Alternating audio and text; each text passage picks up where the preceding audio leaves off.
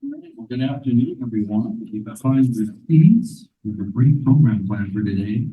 My name is Phil Hansen. I'm the president of Global Minnesota. I'm pleased to welcome you to today's program, Insights on Kosovo with Ambassador Dugolli. It's going to be kind of exploring Kosovo's journey towards independence, its prospects for international engagement, and future opportunities for U.S.-Kosovo relations. So we're very excited to have the ambassador with us today. So thank you, Ambassador, for being here, for traveling, and giving us part of your time. You know, a very busy visit that you have with us. I want to thank Julia Miller as well, who organized the ambassador's visit to Minneapolis and who's graciously included Global Minnesota in the mix of the conversation here. And also the Humphrey School, of course, has been a wonderful partner to Global Minnesota. We're always so happy to do programming with the school here and really bring together some terrific speakers and programs for you all. For those not familiar with Global Minnesota, we are a nonprofit, nonpartisan organization dedicated to advancing international understanding and engagement. We host 40 to 50 really professional exchange delegations from over 130 countries each year. And we deliver a wide range of world affairs programs featuring visiting diplomats, ambassadors, and foreign policy experts. For our business community, we deliver programs on sustainability topics, international trade, global trends, and foreign policy, amongst other things. We have some events coming up. If you're interested in other programming with us over the next few weeks and months here, we have our Get to Know Global Minnesota event on March 5th. We have a Sustainable Development Goals Roundtable event in Cargill coming up, Resiliency in a Water Challenged World. We have our International Student event at the Bell Museum coming up on March 23rd. We have a Global Social for the Young Leaders of the Americas Initiative at Knot Corporation coming up on the 27th. And Ambassador Sanikov of Belarus is going to be here on April 10th. So we have a whole host of interesting programming. We hope you can join us for some of that as well. For now, I want to make sure I introduce to you and invite up Associate Dean of Research at the Humphrey School, Ryan Allen. He's going to introduce the ambassador to us and provide a welcome on behalf of the Humphrey School.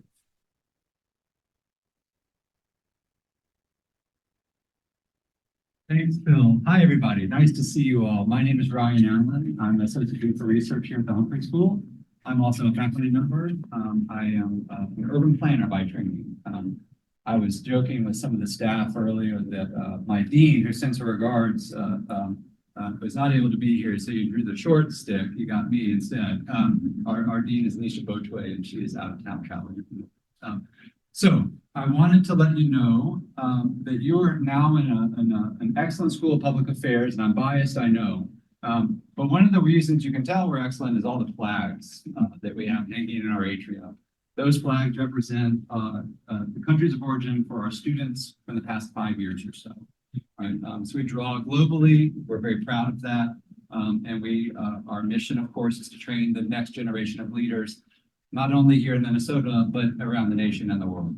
So that's why we're here. That's why we get up in the morning. Thanks for being here. And without further ado, let me introduce our main speaker for today.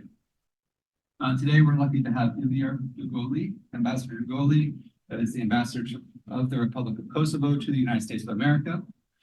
He served in the past as ambassador to Turkey with concurrent accreditations to Pakistan, Afghanistan, and Jordan. He has also served as ambassador to Sweden with accreditations in Norway. You're doing close, don't you? Finland, Iceland, Estonia, Lithuania, and Latvia. And as ambassador in Brussels, in charge of relations with Belgium, Luxembourg, NATO, and the EU. Among other responsibilities, he has also served as director for NATO and security policies at Kosovo's Ministry of Foreign Affairs.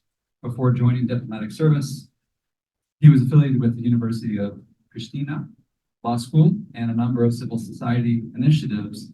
And I wish, if I had known earlier that he was coming, that he could have guest lectured in some of our classes. Please join me in welcoming the ambassador. Thanks again for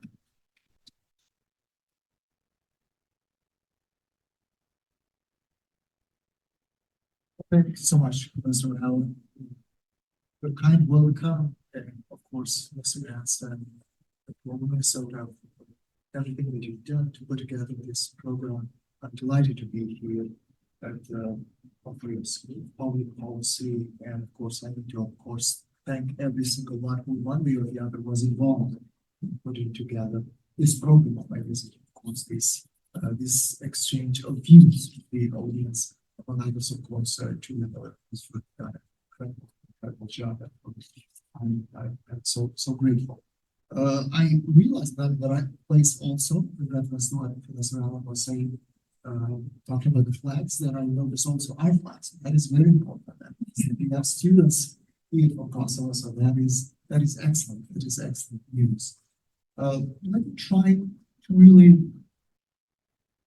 share a few thoughts before then giving an opportunity and leaving room for questions and answers. And I say try, so no promises there, but I will really do my best to be as brief as possible in outlining and sharing a few thoughts about this journey of ours as the topic was elaborated by Mr. Hansen.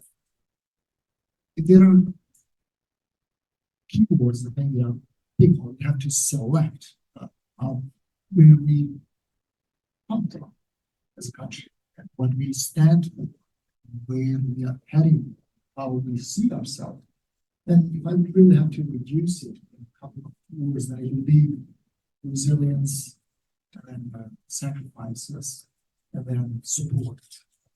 There are, of course, many others, for sure.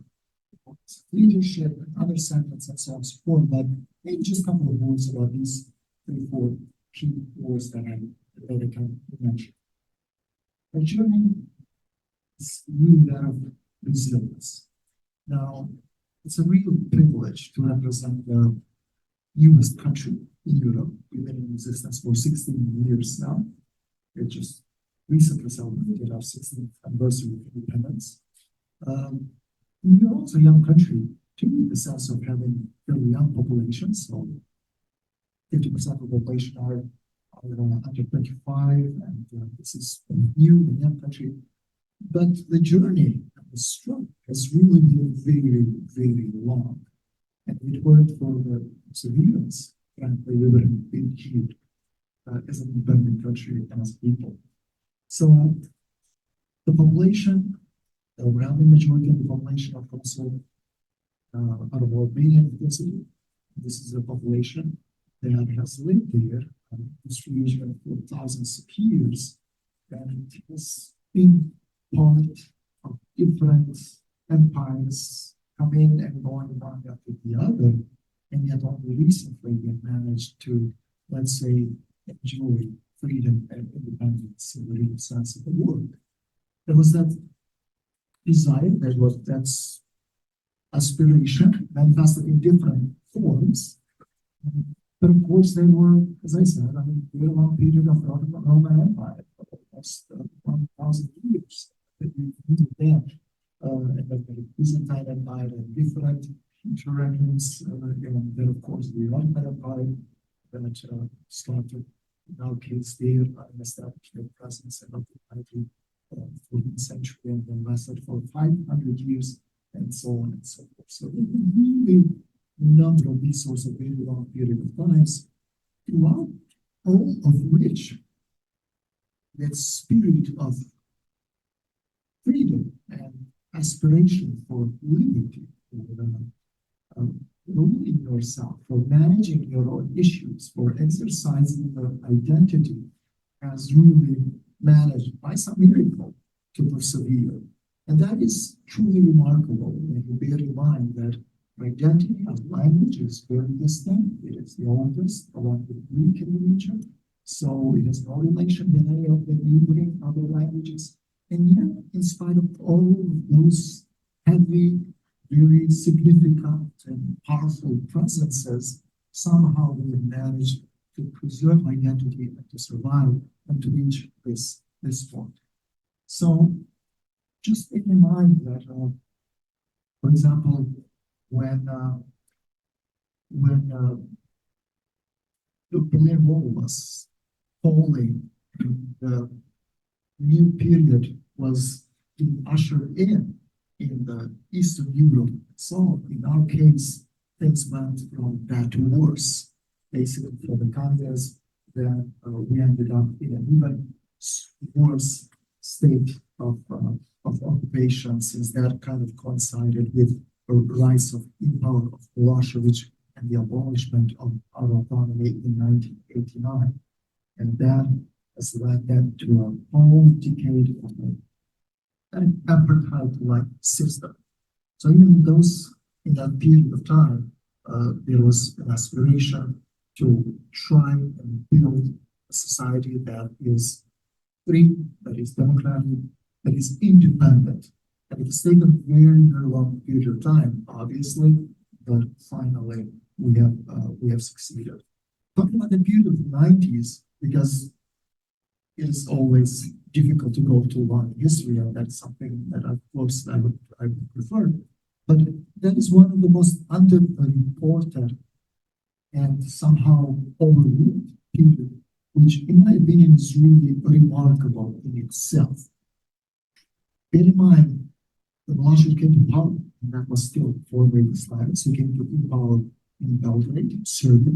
In one of the first acts of this fervent nationalist, he went on to abolish the autonomy of Kosovo, which was then part of the former Yugoslavia as a federation.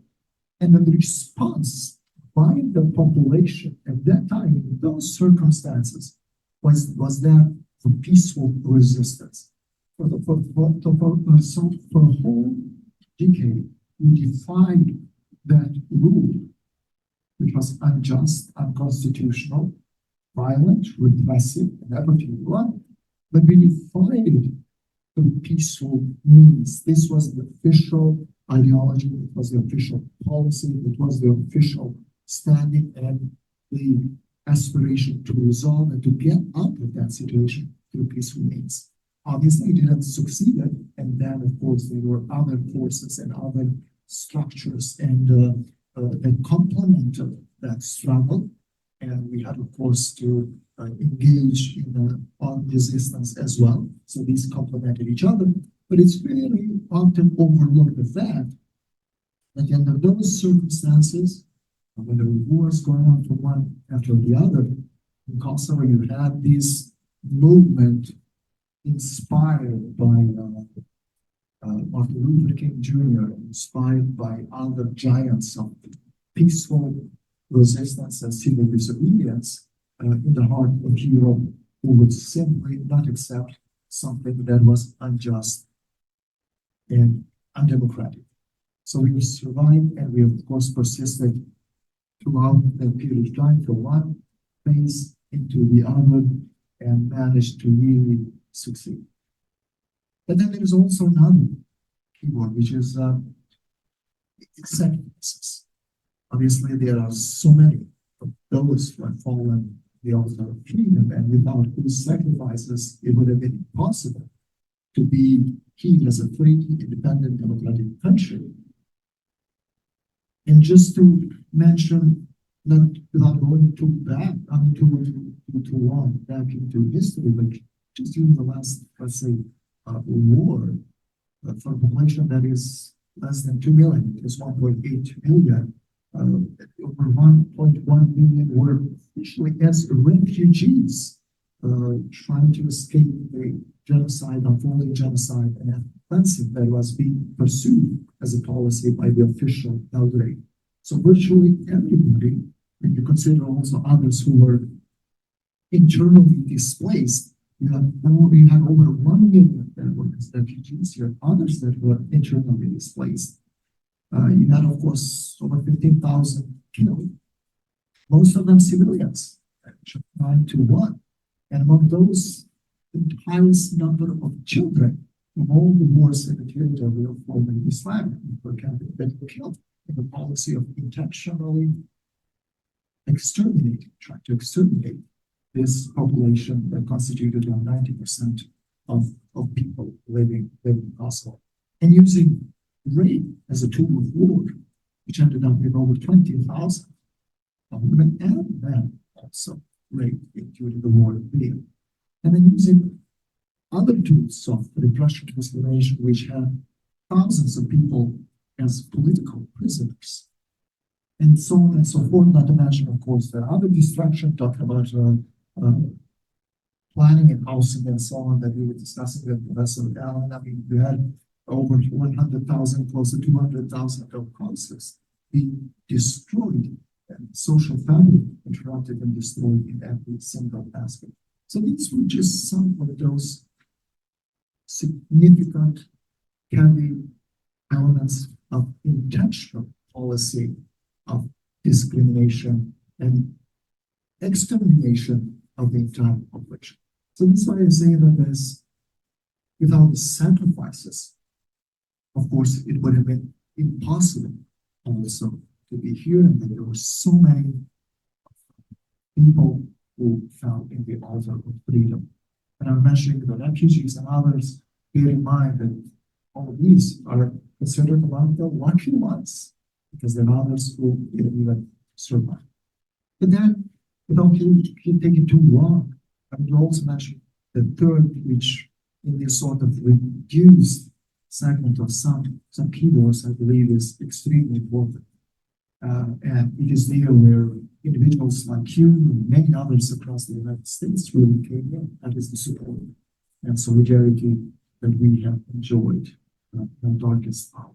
If it weren't for the United States, if it weren't for Western democracies, if it weren't for individuals, academics, those who wrote articles, those who reached out to their representatives, asking for action, to do something, to help people in need, if it weren't for journalists, for so many, for servicemen and women, for those, of course, in uniform who have served in different capacities and helped and will stop the unfolding genocide and then help rebuild, I wouldn't be here. And I literally mean it. So as not only a representative of my country, but we will be here as a people, as a dependent country. So with that, of course, we are eternally grateful and allow me to really say thank you to every single one who one way or the other was involved in helping save these people from extermination. That means a lot to us. And we try to contribute and to give back by being constructive contributor in other fronts. So nowadays we have our soldiers helping Ukrainian soldiers being trained in UK, for example. We have a number of programs where we try to train them in demining, experience which we have learned literally because we had to face the harsh reality of tens of thousands of mines being scattered around our territory and the lack of willingness from those who have did so to help a little bit, to share maps or to tell why did they do that or how to get rid of that, even once the war has ended. I'm talking about that relationship. I mean, just bear in mind that by those who have really carried out the policy of ethnic cleansing and genocide, which was a state policy at the level of Syria, not only that they refused to come to terms with that, not only that they refused and missed every single opportunity to show some sort of remorse, but they really engaged in cover up, again, from the highest echelons. There are countless massacres that has been carried out throughout our territory, and yet you would find the victims surfacing in some lakes in the neighboring countries because they were transported and hidden and covered up by state structures of Serbia. And of course, we still count over 1,000 missing people, individuals, children, all elderly, and others for whom those their closest relatives cannot find closure, even so many years, almost a quarter of a century since the war. So where are we now? What we have done against this background, which is very painful and is evidently illustrated by this strong and evident perseverance and numerous sacrifices, and then support and solidarity as well. Well, I think that really we've done and we're doing a lot. If you look at, let's say, all the indicators, I saw the Freedom House report was out, didn't have the chance to go into all the details of it, but it really shows continuous progress, and there's been progress there for a number of years when it comes to, let's say, media freedom. When it comes to elections, elections in the country are almost a non-issue now. They're the most peaceful, normal transfer of power one party to the other, at the local level, at the central level, and so on and so forth. And this is not something that you can take for granted, especially when you see the credit backsliding in many well-established democracies, frankly. So this has become very conventional, fundamental expectation in every single one. For government, for example, they were in power in their position for a long period of time. Now they are in power. Once they were elected, they lost power in one of the municipalities, and it's normal transfer and normal carrying on of the responsibilities and functioning. When you look at the rule of law index, which is another indicator, I mean, we're for 3 years in a row showing considerable progress. When you look at the state of democracy, which is measured by the Swedish-based international idea, we feel as one of the top performers. And there are so many others really, when you look at these sorts of indicators that show you how much is being done, as I said, against the most disadvantaged background. Because it's not even starting from zero. It's not even starting from scratch. You're starting below zero. I don't know how to describe it, with social fabric completely damaged, with human capacities completely destroyed, with devastation and destruction that is unimaginable and difficult to describe, that affects everything. Yet you have democracy functioning. I'm amazed, for example, still when I see citizens coming at the consulate of ours and asking for a birth certificate and so on, the usual standard administrative process that you would think of. But when I see that, I always think of also the fact that the state, the country, the apparatus that has carried out a genocide, among others, they were aiming to destroy everything, including the evidence, the ideas, the personal records, the property records, all the historical artifacts, thousands of them that were taken because they wanted to continue that claim on the entire territory, but without the population. To get rid of the population, to wipe out any evidence, any idea, but then to have the territory itself. And for those who may remember one of the some of the images of the 1990, for example, through the war, you see that refugees were expelled. There was this wave that came out, and the Serbian army and police forces would carry out their actions.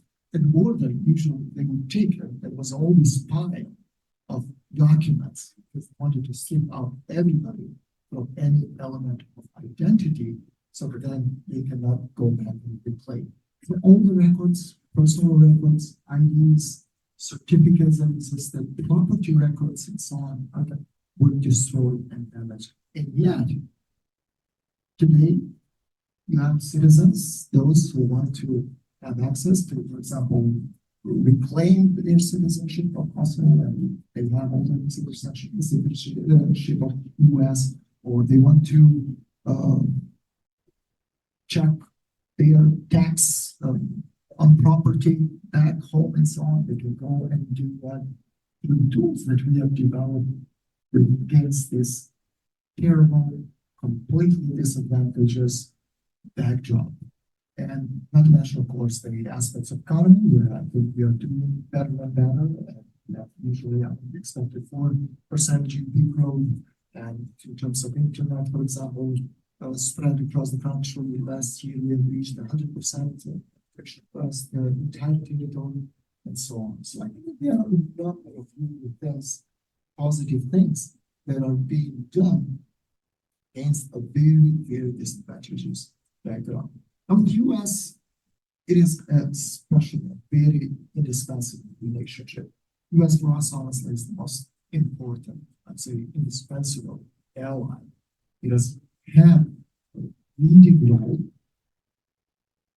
prior to freedom, during our struggle, of course, for the independence. After the independence, and it has always been strong bipartisan support for which we are very, very grateful. We are happy, of course, to try and diversify and expand the partnership beyond the political moment, which still remains very critical for us. I think when it comes to all issues around the world, we see eye to eye, and there are sense. relationship with people, relationship with institutions and so on is very, very strong. Even if there may be hidden there sometimes, yes, let's say small twinkle, it's our duty, of course, to try and overcome because this has existential importance for us. And we see it, of course, now expand really beyond the traditional political component into other aspects of more and more economic engagement and cooperation, which I think is very positive. When it comes to our, let's say, alignment or vision and so on, we see ourselves as future member of NATO, and this is something that is shared by everybody. We don't have any political force who questions that aspiration and that vision of joining at some point the European Union and NATO, and the sooner the better. So from our point of view, we do everything possible to join. So there is only 100% alignment with EU foreign policy. So even though technically we're still not, let's say, obliged to do that right now at this stage, since we are the last country to become independent and we are not yet, let's say, in the integration process as close as we would want to.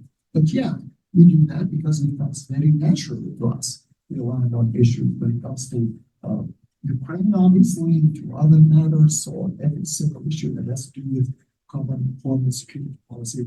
We align fully, of course, with foreign policy issues when it comes to the United States as well. And why we do that? We do that because I think the relationship is really undergirded by common values, by shared values, but we really also want to give back. I mean, having been at the receiving end of such a support, solidarity, and so on, we want to contribute whenever possible. So this is why we believe the sooner we are a member of NATO, the better, because we can contribute. We have already increased our spending, for example, a topic that has been there as one of the requests towards members to increase the budget spending, defense spend budget at 2%. We have already done that, and we want to do, of course, everything that is needed in order to have interoperable structures with NATO and to be able to contribute. So at this point, maybe I should conclude. I lost track of time, but I'm wondering whether somebody will interrupt me. But I really hope that it hasn't been too long and too boring and I didn't put you to sleep. But once again, thanks. I want to just thank everyone for being here, for showing interest, for the warm welcome, which I received since I arrived here at home school, but also which is my first visit. And I very much look forward to questions and the opportunity to engage and to answer to us. Thank you so much.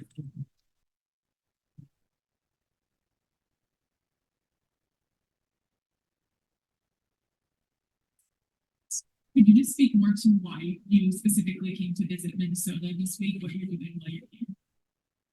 Well, thank you. I was told that I have to be February for, and I heeded the advice. We have obviously a very important role, and the role that has to do with,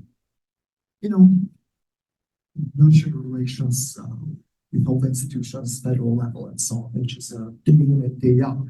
But we also want to explore beyond that. And that means looking at economic opportunities, frankly, engaging with authorities at the state level, but also local authorities. This is why we're having a number of meetings with business community, with mayors, and with tomorrow, and so on. And also kind of really looking at our communities doing as well, which is very important. Another segment. I mean, we have very vibrant and well integrated and positive community who are contributing here, but who also want to contribute and to want to see their country of origin do well. So they are the best bridge between countries. So of course, Minnesota is home to prominent businesses and companies doing well in so many aspects so that are truly inspiring. So just to have a chance to learn more about that and to engage and to kind of plant maybe some seeds of future cooperation seemed like a good idea. And so far, I've not disappointed from it. So I really hope that something will come out of those engagements.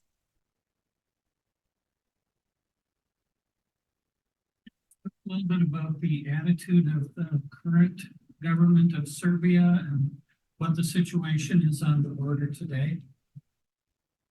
Well, thank you. I mean, that's one thing that sometimes we try not to talk too much because we focus on things that we can do and that depend wholly on us.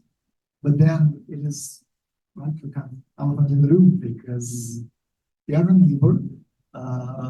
They have, of course, responsibility for not only what they committed in my country, but for waging wars in foreign countries, for the wars in the 90s in the other parts of the former Yugoslavia, and more still, to be very, very blunt and direct, having come full circle to where they were in the 90s without showing any sense of remorse or acknowledgement for what was done. So that is very, let's say, difficult reality, to put it that way, when you have that sort of mindset, when you have that kind of a leadership, when you have people who have served under the Milosevic, but they couldn't was the Minister of Information, which means Minister of Propaganda, basically, and others as well. So that is, of course, really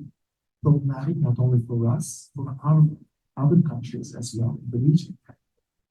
I mean, just to illustrate, instead of, if you have leadership which, instead of showing some remorse for the victims, they engage in covering up and denying, ridiculing the victims and insulting, offending. I mean, that kind of holds you back. Even though you want to move forward, it definitely does. And for individuals who have their own family members, let's say this, it's so difficult. It's impossible to move forward. So that is very difficult. It is very painful, frankly. And to see that sort of involvement that persists in Serbia, the fact that they think they can get away, the fact that they have many U.S. adversaries, they were hoping that Putin will just breeze to Ukraine, and then they will also seize the opportunity to complete what they have failed to complete. So that makes it very, very difficult. That's I'm not sure whether it's paradoxical, but you see sort of the attitude deny that they committed what they committed, while threatening to do that again. And it's just outrageous, honestly, just outrageous. It makes it, of course, very difficult day-to-day engagement because we also have a part of a population for the minority who lives and who are also kept as a hostage in all these sorts of hegemonic dreams from Belgrade. Many of them are well integrated and they, of course, accept their also as a country and engage and so on, but some are really kept hostage of that stuff. So we try to engage, and the EU is a sort of a framework where they made it clear to all that we should have good neighborly relations in order to join eventually EU, but that process is going slowly to put it that way. So yes, thank you. So, When you have the problem described and a neighbor that has committed genocide against your people, and you see a stalemate there, and stalemates usually create bad things politically. What plan does Kosovo have to get around this problem? Because it seems to me you've got to be in the EU, you need NATO membership. The Americans obviously want that, they want you to succeed. You got a very difficult neighbor there who doesn't trust you. The municipalities issue is festering for years and years. How do you, with a belligerent neighbor who's unreasonable, how do you negotiate and get beyond that? Because otherwise, I have this fear You're just waiting for the next war to break out and no one wants it. No one. And do you have any thoughts as to how do you outmaneuver that and get to, because you are a democracy that works very well. In fact, maybe we in the US could learn something from how well you've done. Do you have any comment on that? I appreciate it. I've worked in media for a while, so I got a feeling for Thank you. Well, the thank you so much. problems you have. Thank you. But I worry a lot about it. And I think, how do you outsmart a neighbor that might not have as good of intentions and the history on your side clearly have it? It's outrageous, but how do you move beyond that so that you have peace and everybody thrives? Yeah, well, thank you for your service and help. And of course, maybe I'll just put it at two levels. At the personal level, with a kind of story that I listened once from a priest in South Africa when he was talking about the way that a bomb was planted. His name box in letter, and of course he had enough. He would be able to survive and so on and so forth. So he would tell the story, and then somebody in the audience would say, "It's incredible because I don't think if I were you that I would have been able to forgive, the regime." And then this priest is very inspiring, amazing figure. Response. I mean, I could not have run after de Klerk and say, "Well, I forgive you," while he was running and never acknowledged or accepted any responsibility. So it's really difficult, let's say, to do something like that, to engage, as you're saying, when you have it at kind of personal level. So there is no chance really neither to forgive or to forget when you have that sort of an attitude. But how do you outmaneuver? I mean, our policy is fairly straightforward, naive maybe, in the sense that we put all eggs in one basket. We really oriented towards EU. We see ourselves as a future member of EU and NATO. And I say naive because we have a sense often that we get that arm's length, frankly. I mean, there's a tendency to try and peel out support for Putin by bringing, let's say, Serbia closer and throwing all the carrots to them, and yet taking for granted here a country that will be here again, even if you come back to it years later.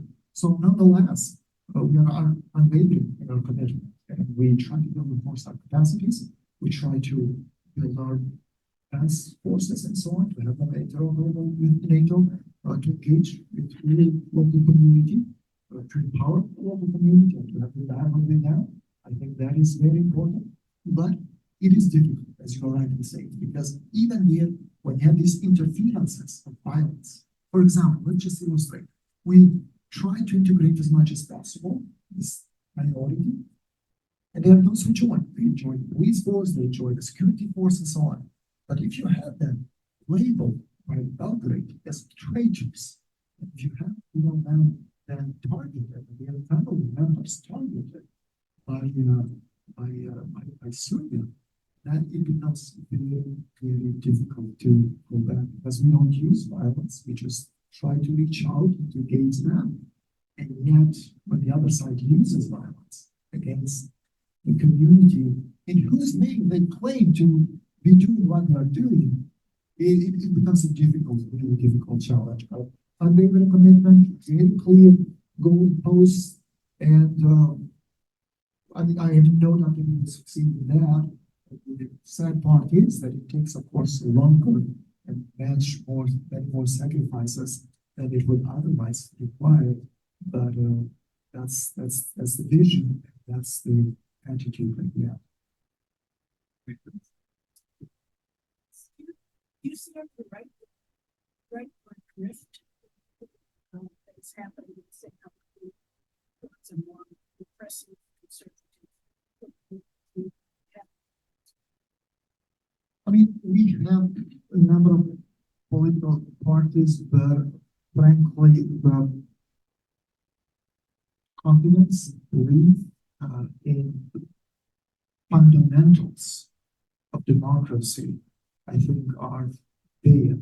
So, just to illustrate, nobody questions the decision of the Constitutional Court. The Constitutional Court, I got this is like Supreme Court here, which operates on a number of issues of constitutionality at the highest level.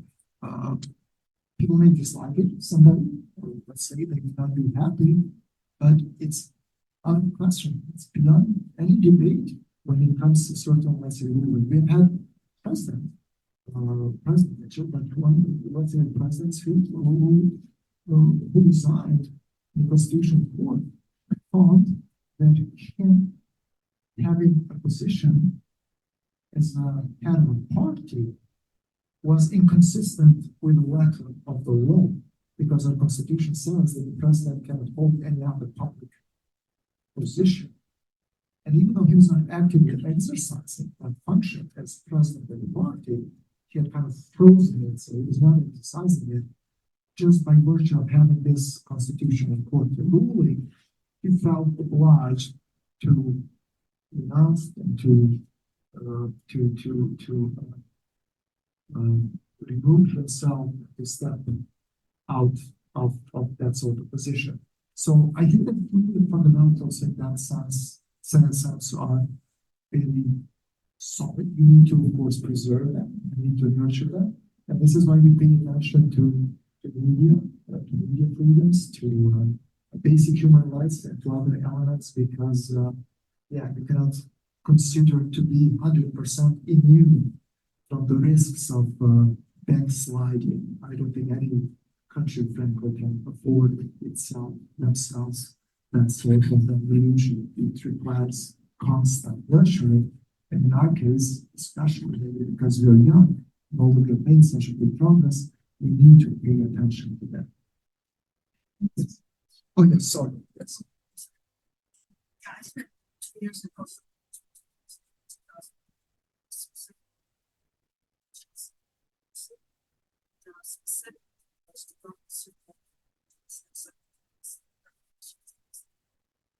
Found was that people, that level of the community just wanted peace. They wanted to get off of their lives. They were to participate.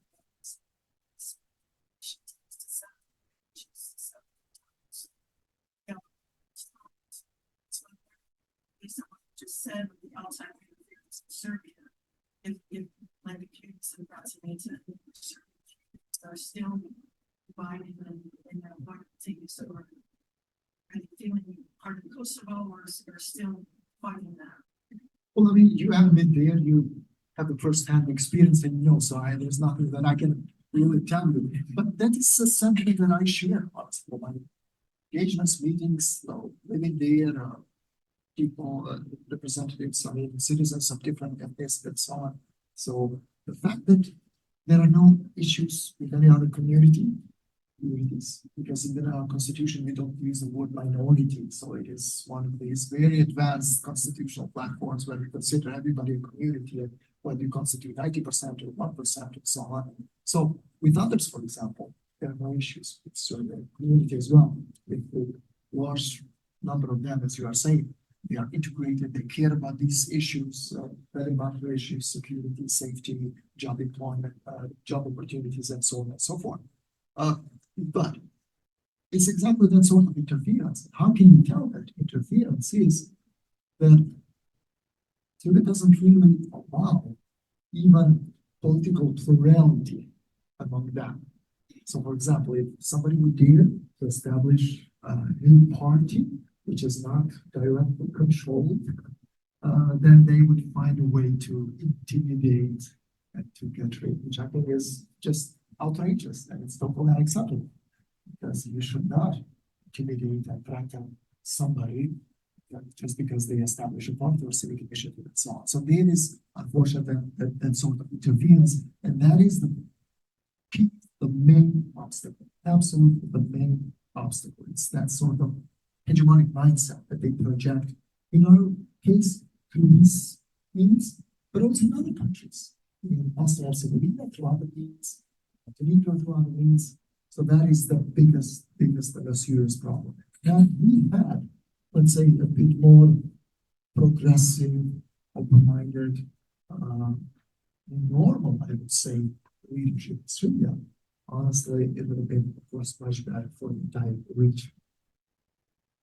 Yes, yes, so you tell me, yeah, what do you want to show you? Well, I think Kosovo started the year with a great accomplishment of being visa-free to major of European countries. Is Kosovo and the Kosovo embassy in DC working with US towards being visa-free to visit the United States? Well, thank you for that. For those that may not be familiar enough, I mean, there's the these are free process that we've started with Schengen area. We've been working with the European Union for quite a number of years, and we have fulfilled all criteria for already several years now. So we're really waiting for them to approve that. And after a number of, I think, delays, finally that has materialized. We hope, of course, but we have to wait. There are still, of course, a number of issues and criteria that we will have to before we reach at that stage. But that too, I mean, I know that. So we are happy to have had this roadblock passed, and that makes a tremendous difference, really, for our citizens. We have hundreds of thousands of people, who live across the world, US, of course, in different parts of the European Union. So for them to be able to travel, to meet their relatives, to establish business contacts, to visit, to study, it is very, very important. And I don't have to tell you how important the United States is for our citizens. So they would love, of course, that day, and I'm sure that there will be lots of celebrations. But I have to be realistic and say that I would be under some other ambassador, but whoever he or she is, it will be a great day. After all, these things take time. For example, just won't take that long. But for example, was in Brussels when we were starting that process with the EU, and I'm always cautiously optimistic. But it was difficult to predict whether it would take 7 years. There were many who say, like, "Oh, this year you have to do your part of the job, you have to follow criteria, you have to," and then when you have these sorts of mutual that depend on so many factors and on two parties, you cannot impose. You simply have to fulfill what depends on you, and then to hope that other part will also recognize it once the whole criteria are considered to be fulfilled. So you are the I don't want to take the blame for any favoritism. Well, I mean, of course, it has both sides for sure. Yeah, I mean, you don't want to lose people, but at the same time, you cannot deprive people of the opportunity to go and study and educate themselves and come back better equipped and ready to contribute even more and get much better qualified. So in that sense, we see this as a good kind of opportunity for people to travel, to move freely, and to meet their relatives, and to study and to establish business contacts, and so on. So in all of these components, and so then we need, of course, to create jobs and to work with the young population to increase the quality of education, so that they see an opportunity also there. But it is really difficult challenge, I have to admit. And we've seen it also in other countries, in neighboring countries that have faced, let's say, less destruction than we have, and yet they have lost big portion of population. Not to quantify, but some of them really quite a sizable population, because there is that opportunity to just move and to have a better salary in Germany as a doctor and so on. So that is a real issue. But that's one additional reason why you need to really raise the quality of education among others.